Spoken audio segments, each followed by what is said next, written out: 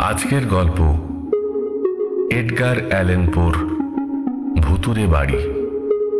গল্প পাঠে আমি বাবলু, স্পেশাল ইফেক্টস কাব্য। শুনতে থাকুন আজকের গল্প এডগার অ্যালেন পোর ভুতুরে বাড়ি।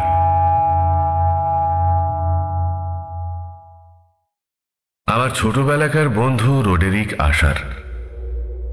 বহুদিন আমার দেখা সাক্ষাৎ নেই ওর সঙ্গে। ওর একটা চিঠি পেয়েছি কিছুদিন আগে। চিঠিটা শুধু অনুরোধে ভরা। রোডেরিক লিখেছে ও ভীষণ অসুস্থ, ভীষণ কষ্ট পাচ্ছে মানসিক ও শারীরিক রোগে, যার জন্যে ও আমাকে বারবার অনুরোধ করেছে ওর বাড়িতে গিয়ে কয়েক সপ্তাহ থাকবার জন্যে। আর আমি গেলে নাকি ওর শারীরিক ও মানসিক দুটো রোগই খানিকটা উপশম হবে। তাছাড়া আরো লিখেছে আমি গেলে ওর মন ভালো হয়ে যাবে। চিঠিটা পড়ে আমি আমার বন্ধুর অনুরোধ না রেখে পারলাম না। মনে মনে নিজেকে প্রস্তুত করলাম যাবার জন্যে। আমি রওনা হলাম। সেদিনটা ছিল শরৎকালের একটা ক্লান্তিকর নিস্তেজ আবহাওয়ার দিন। চারিদিক সব চুপচাপ, আকাশ থেকে যেন নিচের দিকে নেমে আসতে চাইছে শান্তশিষ্ট মেঘগুলো। এই রকম একটা পরিবেশের মধ্যে দিয়ে আমি ঘোড়ার পিঠে চেপে গ্রামের নির্জন পায়ে চলা রাস্তা দিয়ে এগিয়ে চললাম। যেতে যেতে রাত্রির অন্ধকার ক্রমশ গাঢ় হতে আরম্ভ করল। রোডেরিক আশারের বাড়িটা আমার গন্তব্যস্থল ছিল।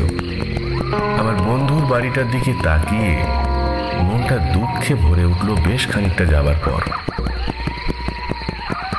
বাড়িটার চারপাশের জায়গাগুলো ভালোভাবে দেখতে লাগলাম। যেতে যেতে দেখলাম দেয়ালগুলো একেবারে বিবর্ণ, ফ্যাকাশে, আর জানালাগুলো ফাঁকা ফাঁকা মলিন বর্ণ।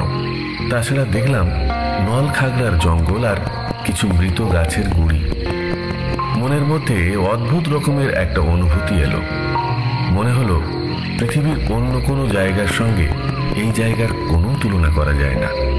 আমি আমার মনের থেকে এইসব আজে বাজে চিন্তাগুলি ঝেড়ে ফেলে ভাবতে লাগলাম, হঠাৎ আমি কেন এইসব ভাবছি আশারের বাড়িটার সম্পর্কে। তবে মনে হলো কোনো অলৌকিক শক্তি আমার মনটাকে এইভাবে আচ্ছন্ন করে তুলছে। আমার মনটা ছেয়ে গেল একটা আবছা কল্পনায়। এত ভেবেও এই রহস্যের কোনো সমাধান করতে পারলাম না। আমি এগোতে লাগলাম নানান কথা ভাবতে ভাবতে। হঠাৎ বাড়িটার সামনে গিয়ে কালচে মতো যে খালটা বয়ে গেছে দেখতে পেলাম। খালটার সামনে এসে ঘোড়াটাকে থামালাম। খালের জলের দিকে তাকালাম। জলের নিচে ফ্যাকাশে নলখাগড়াগুলো আর মৃত গাছের গুঁড়িগুলো চোখে পড়ল। আরো স্পষ্ট করে দেখতে পেলাম জানালাগুলোকে কেমন যেন উল্টে রয়েছে। একটা রোমাঞ্চকর শিহরণ খেলে গেল আমার সারা শরীর মন জুড়ে। বিষণ্ণ নির্জন ভুতুরে বাড়িটার দিকে তাকিয়ে মনটা কেমন কেঁপে উঠল। সাথে সাথে রোডেরিকের মুখটা মনের মধ্যে ভেসে উঠল। সত্যি কথা বলতে কি, আমি আমার বন্ধুর সম্পর্কে খুব কমই জানি। কারণ ও খুব রক্ষণশীল পরিবারের ছেলে, উঁচু ঘরের কাজকর্মের জন্য বিখ্যাত। ওদের কাজকর্ম অনেকেরই প্রশংসা কুড়িয়েছে। আমি ওদের বংশের একটা ব্যাপার লক্ষ্য করেছি, তা হলো রোডেরিকের বংশে লোক সংখ্যা একদমই বাড়েনি, যার ফলে ওদের অস্তিত্ব প্রায় লোপ পেতে বসেছে। আমি একদৃষ্টে খালটার দিকে তাকিয়ে থেকে এইসব কথাগুলো ভাবছিলাম। সেই সঙ্গে আমার ভেতরের সেই অলৌকিক অনুভূতিটা টের পাচ্ছিলাম। মনে ভাবলাম, ছোটদের মতো আমার মনটাকেও কুসংস্কারে গ্রাস করে ফেলছে। মনের অবস্থা এমন হলে মানুষের যেমনটি হয় ঠিক তেমনি আমার গা চমচম করতে লাগলো। টান টান হয়ে উঠল স্নায়ুগুলো। ক্রমশ ভয়ে আতঙ্কে আমি মরিয়া হয়ে উঠলাম। জোর করে খালের থেকে দৃষ্টিটা সরিয়ে সোজাসুজি বাড়িটার দিকে চোখ রাখলাম, কিন্তু কিছুতেই মনটা স্থির করতে পারলাম না। একটা ভয়ঙ্কর ভাবনা আমার মনটাকে ক্রমশ অসুস্থ করে তুলতে লাগলো। আমি বাড়িটা ও তার চারপাশটা ঘিরে নানা রকম কল্পনা করতে লাগলাম। আমার দেখা পরিচিত পরিবেশের সঙ্গে এই জায়গার কোথাও কোনো মিল খুঁজে পেলাম না। মনে হতে লাগলো গাছের গুঁড়ি, ফ্যাকাশে দেওয়াল মনের যেন এই রহস্যময় খালটার থেকে উঠে আসছে। ছড়াতে লাগলো মনের কল্পনাগুলো ধীরে ধীরে ডালপালা জীবাণুর মতো। আমার মনের সমস্ত চিন্তা ভাবনাগুলোকে জোর করে চুপ করিয়ে ভালো করে দেখতে লাগলাম বাড়িটাকে। এইবার আমার নিখুঁতভাবে সমস্ত কিছু নজরে পড়ল। বাড়িটা একেবারে প্রাচীন আমলের সাক্ষী হয়ে দাঁড়িয়ে আছে। রং চোটে বিবর্ণ ফ্যাকাশে হয়ে গোটা বাড়িটা দাঁড়িয়ে আছে। আসলে বাড়িটার কি রং ছিল তাও বোঝা যাচ্ছে না। বাড়ির বাইরেটা বিবর্ণ হয়ে পড়েছে। উঁচু ছাদের কোণ থেকে অনেকগুলো মাকড়সার জাল ঝুলে আছে। এত পুরনো হলে কি হবে, বাড়িটা একেবারে ধ্বংসের স্তূপে পৌঁছায়নি।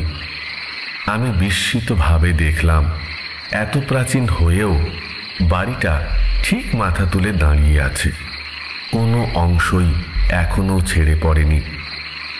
নিখুঁতভাবে সমস্ত কিছু দেখতে দেখতে আমি বাড়িটার একেবারে সামনে এসে দাঁড়ালাম। বাড়িটার ভেতর থেকে লোক বেরিয়ে এসে আমার ঘোড়াটাকে নিয়ে গেল। মনে হলো লোকটা বাড়ির চাকর। তারপর আমি হাঁটতে হাঁটতে করিডোরে এসে পৌঁছলাম। খিলান ঘেরা করিডোরটা দেখতে ভারী অদ্ভুত। চাকরটা এসে আমাকে নিয়ে যেতে লাগলো রাস্তা দেখিয়ে। জায়গাটা ভারী অন্ধকার আর যাবার রাস্তাটাও কেমন আঁকাবাঁকা। আমাকে নিয়ে চলল লোকটা ওর মালিকের স্টুডিওর দিকে। আমি শুধু ওকে অনুসরণ করে যাচ্ছিলাম। যেতে যেতে আমার সেই আগের ভৌতিক অনুভূতিটা মনের মধ্যে চাড়া দিয়ে উঠল। যা কিছু দেখতে পেলাম সবই আমার চোখে অদ্ভুত মনে হতে লাগলো। আশেপাশে যা দেখলাম সবই আমার অচেনা অজানা মনে হলো। সিঁড়ির মুখে রোডেরিকের পরিবারের ডাক্তারের সঙ্গে দেখা হয়ে গেল। ভদ্রলোক আমার দিকে অদ্ভুত দৃষ্টিতে তাকালেন, তারপর আমার পাশ দিয়ে চলে গেলেন। আমার শরীরে লাগলো ওর মৃদু স্পর্শ। এইবার চাকরটা দরজা খুলে আমার বন্ধু রোডারিক আশারের কাছে নিয়ে গেল। প্রথম যে ঘরটা দেখলাম সেই ঘরটা বেশ উঁচু আর বড় বড় জানালাগুলো সব লম্বাটে আর সরু জানালাগুলো কালো রঙের ওক কাঠের তৈরি। মেঝে থেকে জানালাগুলো এত উঁচুতে ছিল যে ছোঁয়া যায় না। লাল আলোর একটা মৃদু রেখা জানালাটার জাফরি ভেদ করে ঘরের মধ্যে ঢোকায় পড়ার ঘরের সবকিছু স্পষ্টভাবে দেখতে লাগলাম। খুব সূক্ষ্ম দৃষ্টি দিয়ে আমি ঘরটার সবকিছু দেখতে লাগলাম। দেওয়ালগুলোতে কালো রঙের ঝালর ঝোলানো, ঘরে পুরনো ভাঙা চোরা আসবাবপত্র ভর্তি। চারদিকে অনেক বইপত্র ও বাদ্যযন্ত্র ছড়িয়ে ছিটিয়ে রয়েছে, কিন্তু দুঃখের বিষয় এই সব দিকে কারো নজর আছে বলে আমার মনে হলো না।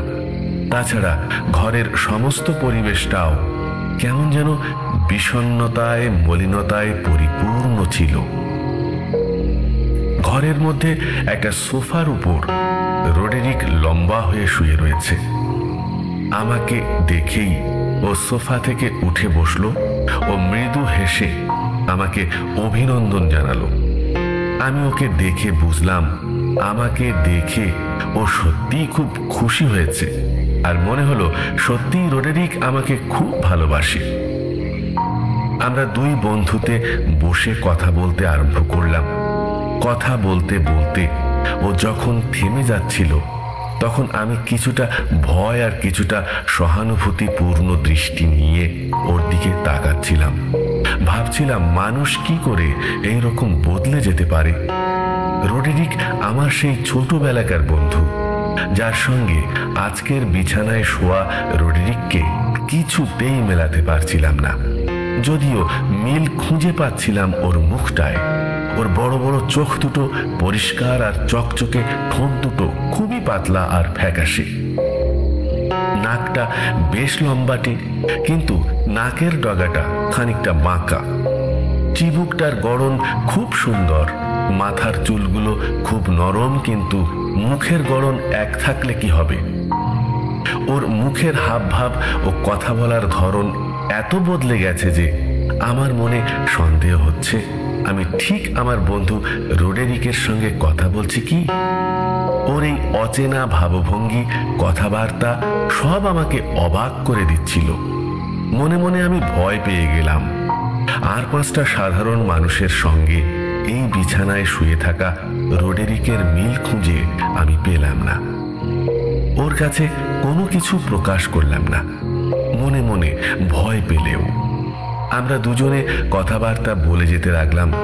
রোডেরিক আমাকে ডেকে আনার কারণগুলো খুলে বলতে লাগলো এবং আরো বলল ও আমার কাছ থেকে কি রকম সাহায্য চায়।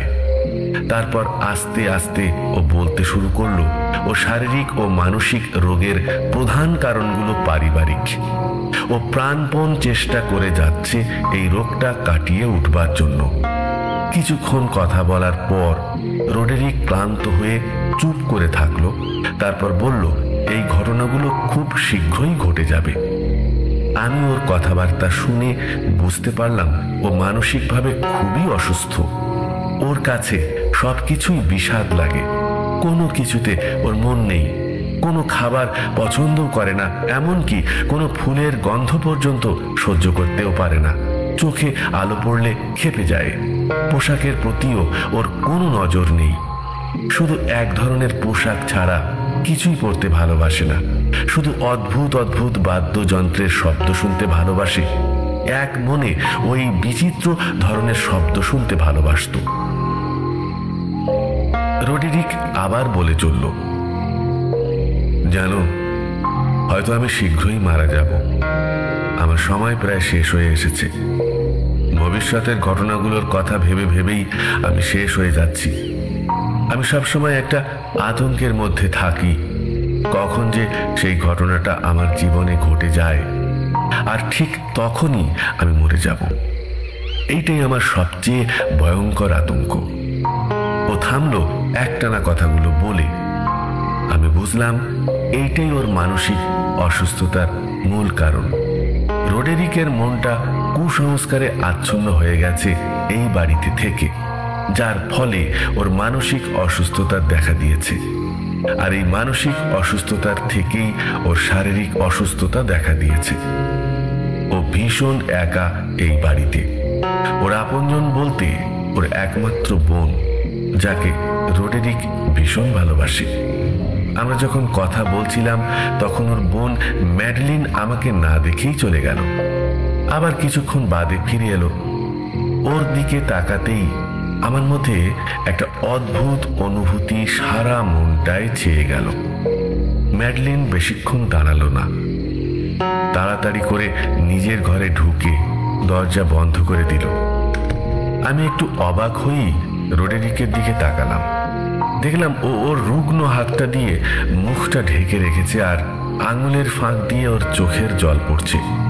ওর শীর্ণ হাতের আঙুলগুলো ও চোখের জল দেখে মনটা আমার কষ্টে ভরে উঠল। বেশ কয়েকদিন কেটে গেল এই ভুতুড়ে বাড়িটায়। আমি কিন্তু কখনো ওর বোনকে নিয়ে কোনো কথা বলতাম না। আমি সবচেয়ে বেশি ব্যস্ত ছিলাম আমার বন্ধুকে নিয়ে। ওর মানসিক ও শারীরিক যন্ত্রণা কমানোর দিকেই আমার লক্ষ্য ছিল। আমরা দুজনে একসঙ্গে পড়াশুনো করেছি, ছবি এঁকেছি, গিটার বাজিয়েছি। খুবই গভীর বন্ধুত্ব ছিল আমাদের মধ্যে। রোডেরিক ছবি, গান, লেখাপড়া কোনোটাই বাদ দেয়নি। কিন্তু এত গভীর বন্ধুত্ব থাকলে কি হবে, আমি কখনো রোডেরিকের মনের ভিতর ঢুকতে পারিনি। ওকে ঠিক বুঝে উঠতে পারিনি। তাছাড়া ওর পড়াশোনার আসল উদ্দেশ্যটা যে কি তা বুঝতে পারতাম না। সবচেয়ে বড় কথা হলো, কেন আমাকে ও ডেকেছে এবং কি কাজের জন্যে তাও আমার কাছে পরিষ্কার হলো না। ওর বাজনা বাজানোর হাতটাও ছিল খুব মিষ্টি। তাছাড়া ও ছবি আঁকতে পারত, কিন্তু ওর আঁকা সমস্ত ছবিগুলোতে একটা দুঃখ, কষ্ট, যন্ত্রণার অনুভূতি ফুটে উঠত। ছবিগুলো দেখলেই আমার মনটা কষ্টে ভরে উঠত। ঠিক বুঝে উঠতে পারতাম না আসল ব্যাপারটা কি। কিন্তু মজার কথা হলো রোডেরিকের আঁকা ছবিগুলো আমাকে ভীষণভাবে কাছে টানত। একদিন বিনা মেঘে বজ্রপাত ঘটল। রোডেরিকের প্রিয় বোন ম্যাডেলিন মারা গেল। শোকের ছায়া নেমে এলো সারা বাড়ি জুড়ে। রোডেরিক শোকে দুঃখে আরো ভেঙে পড়ল। ও আমাকে ওর মনের অদ্ভুত একটা ইচ্ছের কথা বলল। ওর ইচ্ছে ম্যাডলিনের মৃতদেহটা ওদের বাড়ির দেওয়ালের ভল্টে দিন 15 জন্য রেখে দেওয়া হোক। আর এই ভল্ট বাড়ির মূল দেওয়ালের মধ্যেই ছিল। আমি রোডেরিকের ইচ্ছে মতোই সাহায্য করলাম। ম্যাডলিনের দেহটা কফিনে রাখা হলো। তারপর আমরা দুজনে মিলে ওটাকে নিয়ে ভল্টের সামনে এলাম। দেখলাম দেওয়ালের ভল্টটা আকারে বেশ ছোট। ঘরের ভেতরটা স্যাঁতস্যাঁতে, একদম আলো নেই। এই ভল্টটা ছিল আমার শোবার ঘরের ঠিক নিচে। ঘরটা দেখেই বোঝা গেল পুরনো আমলে এই ঘরটা ব্যবহার হতো এবং এই ঘরটায় দাহ্য পদার্থ রাখা হতো। ভল্টের ভিতরের সমস্ত জায়গা জুড়ে লম্বা লম্বা লোহার দরজা লাগানো ছিল। আমরা কফিন রাখার জায়গাটাও রেখে দিলাম। রাখার সময় কফিনের ঢাকনাটা সামান্য একটু সরিয়ে দিলাম। আমি ভালো করে দেখলাম ম্যাডলিনের মৃতদেহটা। মনে হলো রোডেরিকের সঙ্গে ওর বোনের মুখটার খুব মিল রয়েছে। আমি দেখলাম আমার বন্ধু বোনের দিকে তাকিয়ে আপন মনে কি সব বিড়বিড় করে বলতে লাগলো। ম্যাডলিনের বোঝা চোখ দুটোর দিকে তাকিয়ে খুব কষ্ট হচ্ছিল। পরিপূর্ণ বয়সে ম্যাডলিন মারা গেছে। ওর ঠোঁটে রহস্যময় হাসির ছোঁয়া লেগেছিল, যা আমার কাছে খুব ভয়ঙ্কর মনে হচ্ছিল। তাই ওর দিকে তাকিয়ে আর থাকতে পারলাম না। ঢাকনাটা সরিয়ে আমরা কফিনটা ঢেকে দিলাম। তারপর ভল্টে রেখে লোহার দরজাটা বন্ধ করে আমরা দুজনে ফিরে এলাম। এদিকে আমার বন্ধুর মানসিক ও শারীরিক অবস্থা ক্রমশই খারাপের দিকে যেতে লাগলো। লক্ষ্য করলাম ওর স্বাভাবিক আচরণগুলো সব কেমন গোলমেলে হয়ে গেছে। কোনো দিকে খেয়াল নেই, কাজকর্মে একদম মনোযোগ নেই, ঘুরে বেড়ায় উদ্দেশ্যহীন ভাবে। চোখে মুখে সেই আগের মতো উজ্জ্বলতা নেই। কণ্ঠস্বর কেমন অস্বাভাবিক মনে হতে লাগলো। ওর গলার আওয়াজে একটা কাঁপুনি ভাব ছিল। আমার মনে হতো ও ভিতরে ভিতরে কারো সঙ্গে প্রতি মুহূর্তই যুদ্ধ করে চলেছে। ওকে দেখে আমারই মনে হতো ওর অশরীরী দেহটা ঘুরে বেড়াচ্ছে। আমি মনে মনে ভীষণ ভীত হয়ে উঠলাম। যদি ওর মতো কুসংস্কারে আচ্ছন্ন হয়ে যাই, আমি তখন কি করব? মনে মনে সত্যি আমি আতঙ্কগ্রস্ত হয়ে পড়লাম। আর রোডেরিকের জন্য মনটা কষ্টে ভরে উঠল। আস্তে আস্তে আমিও কেমন যেন হয়ে গেলাম। ম্যাডলিনকে কবর দেবার পর দিন 7 কেটে গেল নিশ্চিন্তেই। ঠিক 8 দিনের মাথায় আমি ভীষণ ভয় পেলাম।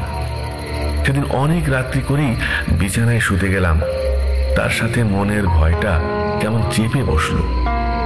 এদিকে রাত ক্রমশ বেড়ে চলল, কিন্তু আমার চোখে ঘুম নেই। ঘুমাবার চেষ্টা করেও ঘুমোতে পারছি না। তাতে মনের ভয়টা ক্রমশ বাড়তেই লাগলো। যত সব আজে বাজে ভাবনা চিন্তা আমাকে গ্রাস করে ফেলতে লাগলো। যত মনে সাহস আনবার চেষ্টা করতে লাগলাম, ততই অজানা ভয়টা আমাকে চেপে ধরতে লাগলো। ভাবলাম এই পুরনো বাড়ি, পুরনো আসবাবপত্রের জন্যই হয়তো আমার মনটা এত দুর্বল হয়ে পড়েছে। দেখলাম মৃদু হাওয়াতে কালো আর ছেঁড়া কালার ঝালরগুলো কেমন অদ্ভুতভাবে দুলছে। তার সাথে আমার মনে হতে লাগলো সামনের দেওয়ালগুলো এগোচ্ছে আর পেঁচোচ্ছে। মনের ভয়টা কাটাবার জন্যে বিছানার চাদর বালিশগুলোকে এদিক ওদিক নাড়াচাড়া করতে লাগলাম। একটা বালিশে আরাম করে মাথাটা রাখবার চেষ্টা করলাম, কিন্তু কিছুতেই আজে বাজে ভাবনা চিন্তাগুলোকে ঝেড়ে ফেলতে পারলাম না। জানলা দিয়ে বাইরেটা দেখার চেষ্টা করলাম, কিছুই দেখতে পেলাম না, ঘন অন্ধকার ছাড়া। ঠিক সেই সময় অদ্ভুত একটা শব্দ শুনতে পেলাম। আমি মরিয়া হয়ে তা শোনার চেষ্টা করলাম। শব্দটা মাঝে মাঝে থামছে, আবার হচ্ছে। এইবার আমি আর নিজেকে ঠিক রাখতে পারলাম না। খুব ভয় পেয়ে গেলাম। নিজের পোশাকগুলো খুলে ছুঁড়ে ফেললাম। আস্তে আস্তে ঘরে পায়চারি করতে লাগলাম। হঠাৎ থমকে গেলাম। সিঁড়িতে কার যেন পায়ের শব্দ শুনতে পেলাম। ভাবলাম নিশ্চয়ই রোডেরিক উঠে আসছে। আমার কথাই ঠিক হলো। রোডেরিক একটা আলো হাতে আমার ঘরে ঢুকলো। ওর দিকে তাকিয়ে আমি ভয় পেলাম। কি ভয়ঙ্কর দেখাচ্ছে ওর মুখটা। ওর কথাবার্তা, হাবভাব সবই অস্বাভাবিক মনে হতে লাগলো। তবুও আমি মনে মনে খুশি হলাম। মনে হলো রোডেরিক এসে আমাকে বাঁচিয়ে দিল। ও আমার দিকে তাকিয়ে বলল, ও ওটা দেখোনি তুমি? আমি ঠিক বুঝে উঠতে পারলাম না, তাই কোনো উত্তর না দিয়ে চুপচাপ রইলাম। রোডেরিক কিছুক্ষণ চুপ করে থেকে আবার বলে উঠল, তাহলে সত্যিই তুমি ওটা দেখোনি? ঠিক আছে, এখনই দেখতে পাবে। কথাটা শেষ করেই রোডেরিক হাতের আলোটা নিয়ে গরাধীন জানালাটার দিকে এগিয়ে গেল। তারপর আলোটা বাইরের দিকে ছুঁড়ে ফেলে দিল। বাইরে তখন প্রচন্ড বেগে ঝড় বয়ে চলেছে। তাই এক নিমেষে আলোটা ঝড়ের নৃত্যে হারিয়ে গেল। তার সাথে খোলা জানালা দিয়ে দমকা হাওয়া এসে আমাদের ছুঁয়ে যেতে লাগলো। এই প্রচন্ড ঝড়ের রাতটা আমার কাছে কিন্তু বেশ মনোরম মনে হচ্ছিল, কারণ এই রাতের সঙ্গে মিশেছিল আমার ভয় আর রোমাঞ্চ। আমি বাইরেটা তাকিয়ে তাকিয়ে দেখতে লাগলাম। আর কালো মেঘে ঢাকা পড়ে গেছে নিচু চাঁদটা। একটাও তারা দেখতে পেলাম না আকাশে। বিদ্যুৎ চমকানো চোখে পড়ল না, কিন্তু একটা অদ্ভুত আলো মেশানো ধোঁয়া ঘূর্ণিঝড়ের মতো খেলে বেড়াতে লাগলো। মনে হলো হঠাৎ এক ধরনের গ্যাস সমস্ত বাড়িটাকে ছেয়ে ফেলেছে। আমি কিছুই বুঝে উঠতে পারলাম না। রোডেরিকের দিকে তাকিয়ে আতঙ্কিত গলায় বললাম, আর দেখতে হবে না, চলো।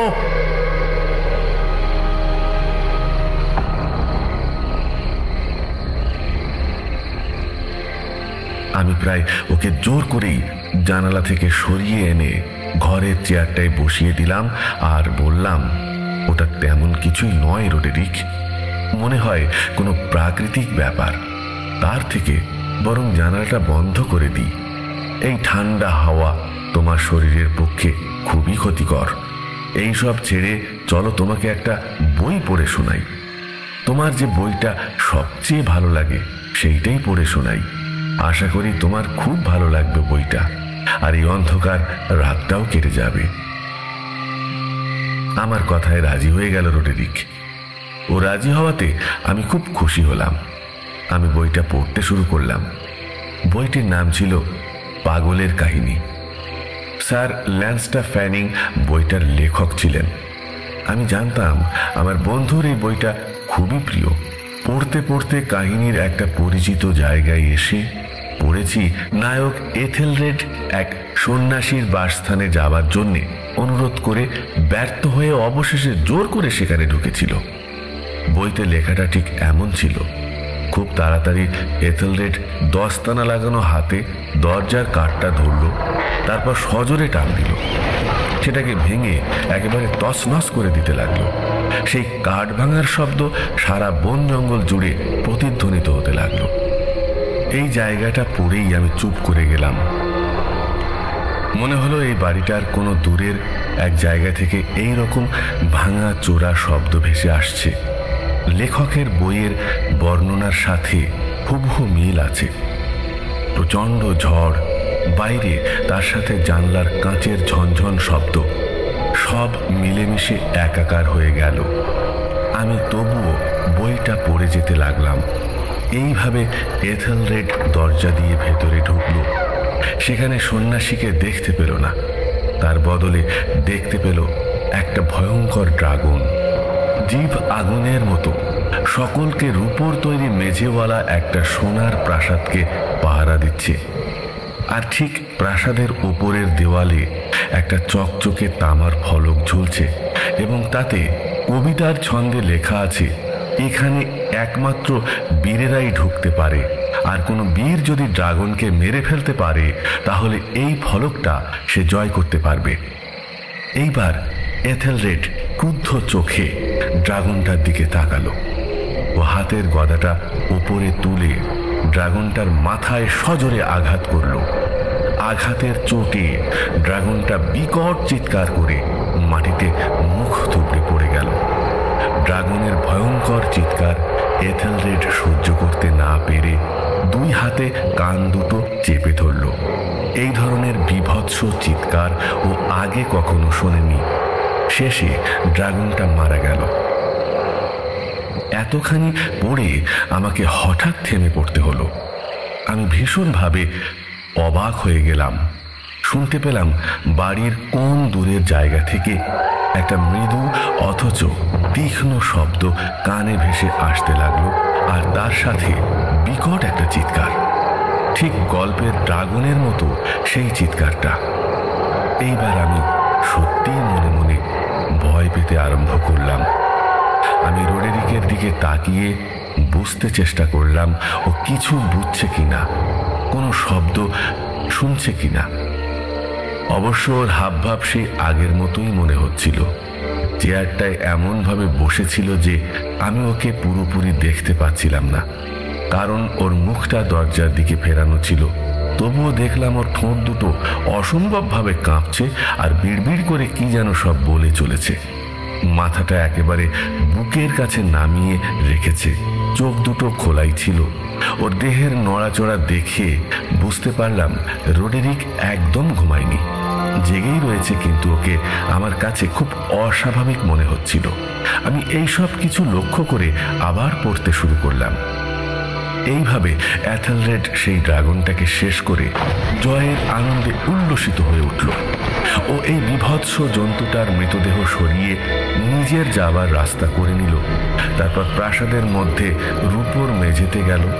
ওখানেই ঝুলানো রয়েছে তামার ফলকটা। ও যেই তামার ফলকটা নামাতে গেল, ঠিক তখনই ওটা মেঝেতে পড়ে গেল। তার সাথে প্রচন্ড একটা ভয়ঙ্কর শব্দ হলো। এইখানেও আমাকে থামতে হলো। শুনতে পেলাম দূরে কোথাও এমনকি একটি তামার ফলক মাটিতে পড়ে একটা বিকট শব্দের সৃষ্টি করল। আমি ভীষণভাবে ঘাবড়ে গেলাম। মুখে কোনো কথা সরছিল না। ভয়ে আতঙ্কে হতবুদ্ধি হয়ে গিয়েছিলাম। আমি চেয়ার ছেড়ে উঠে দাঁড়ালাম, কিন্তু আমার বন্ধু রোডেরিক আশারের কোনো পরিবর্তন দেখলাম না। আমি ছুটে গেলাম ওর চেয়ারটার দিকে। দেখলাম রোডেরিকের মুখটা পাথরের মতো কঠিন, পলকহীন চোখ দুটোয় কোনো ভাষা নেই, স্থির হয়ে রয়েছে। ওর সমস্ত শরীরটা একটু কেঁপে উঠল। আমি ওর কাঁধে একটা হাত রাখতেই অসুস্থ দেহে মৃদু হেসে মাতালের মতো জড়ানো গলায় বিড়বিড় করে বলতে লাগলো, শোনোনি? আমি শুনেছি, কিন্তু শুধু আজকে নয়, অনেক মিনিট, অনেক ঘন্টা, অনেক দিন ধরে আমি শুনে আসছি, কিন্তু আমি কিছুই করতে পারিনি। মোদ্দা কথা হলো, আমার সাহসে কুলোয়নি। আমাকে তুমি ক্ষমা করো।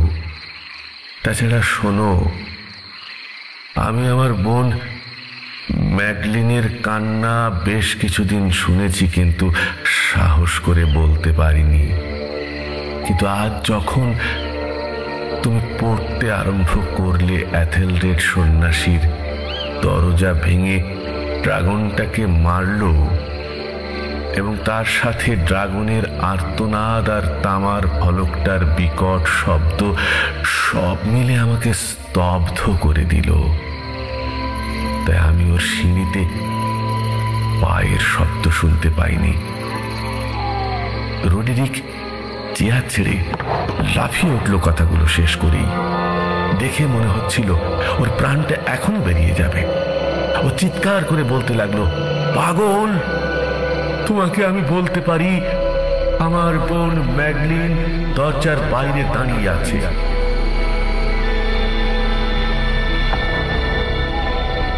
সত্যি আমরা দেখতে পেলাম ম্যাডলিনের দীর্ঘকায় শরীরটা বাইরে দাঁড়িয়ে আছে, রক্তে মাখা ওর সাদা জামাটা। ধস্তাধস্তির চিহ্ন ওর শীর্ণ দেহের প্রতিটি অংশে। দেখে মনে হচ্ছিল ও কাঁপছে, ছটফট করছে, আর ঠিক দরজার সামনে এসে দাঁড়িয়ে আছে। হঠাৎ কেঁদে উঠল চাপা কণ্ঠে। তারপর ও সোজা ঘরের মধ্যে ঢুকে রোডেরিকের উপর ঝাঁপিয়ে পড়ল, আর রোডেরিক চেয়ার ছেড়ে ছিটকে গিয়ে পড়ল মেঝের ওপর। আমি বুঝলাম রোডেরিক শেষ নিঃশ্বাস ছেড়ে পরলোকে পা বাড়ালো। তখনও প্রচণ্ড ঝড়ের তাণ্ডব নৃত্য চলছে বাইরে। ঝড়ের বেগে বাড়ির বাইরে বেরিয়ে এলাম আমি। এই ঘটনার পর আমি ভয়ে আতঙ্কে ছুটতে লাগলাম। আমি ছুটছিলাম উদ্ভ্রান্তের মতো। এইবার নিজেকে অনুভব করতে পারলাম। কোথায় যেন আলো জ্বলে উঠল হঠাৎ। আমি রোডেরিকের ভূতের বিশাল বাড়িটাকে দেখতে লাগলাম অবাক বিস্ময়ে। দেখতে পেলাম বাড়িটার ফাটলগুলো। হঠাৎ মনে হলো ফাটলগুলো ক্রমশ বড় হতে আরম্ভ করেছে, আর কোথা থেকে একটা ঘূর্ণিঝড় দৈত্যের মতো বাড়িটার উপর এসে ঝাঁপিয়ে পড়ল। তার সাথে সাথে গোটা বাড়িটাই ধসে পড়ল। দেয়ালগুলো ভেঙে টুকরো টুকরো হয়ে গেল। অসংখ্য জলতরঙ্গ বাজার মতো আমার মনে ভেসে এলো একটি বিরাট জলকোলাহল। আমি দাঁড়িয়েছিলাম তখন সেই কালচে সরু খালটার সামনে। আমি অবাক বিস্ময়ে দেখতে লাগলাম খালের জলের মধ্যে কেমন করে তলিয়ে যাচ্ছে রোডেরিক অসারের ভুতুরে বাড়িটা।